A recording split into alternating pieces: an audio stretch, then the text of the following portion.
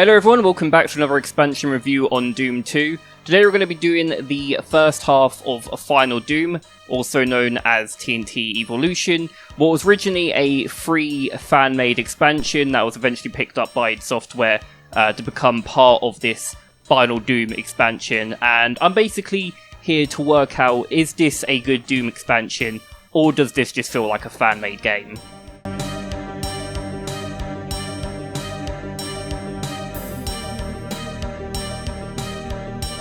TNT Evilution was released in 1996 as part of Final Doom.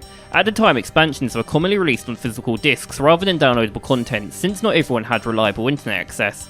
The interesting thing about TNT is that it was not just trying to copy Doom 2, it wanted to create more believable locations, bases, offices, industrials, and facilities that felt like actual places.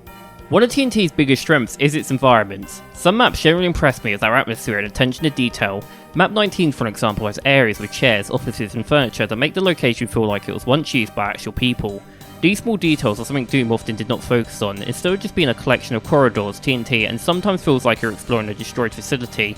However, this ambition also becomes TNT's biggest weaknesses.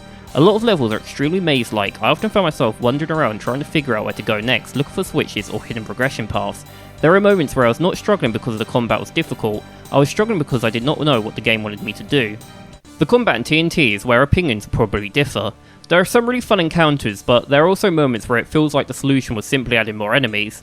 Some rooms become overwhelming with huge groups of enemies making movement difficult. The Archvile especially became my biggest enemy throughout this playthrough. The Archvile is actually one of Doom's best designed enemies. It forces you to change your strategy because you cannot just ignore it, you have to find it and deal with it quickly.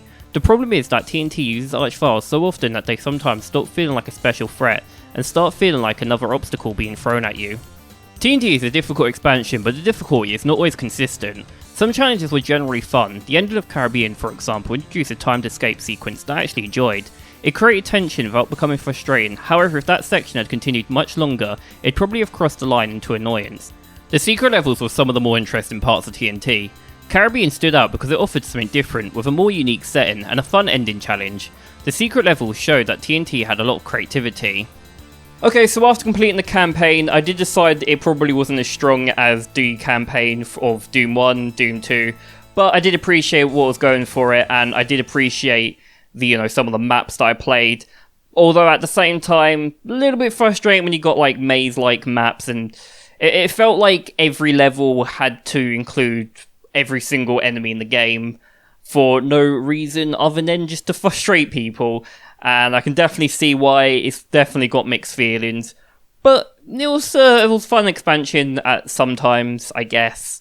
So yeah, that's all I really got to say for it. So cheers everyone for watching this review, and I'll hopefully see you all in my next game review. Bye everyone.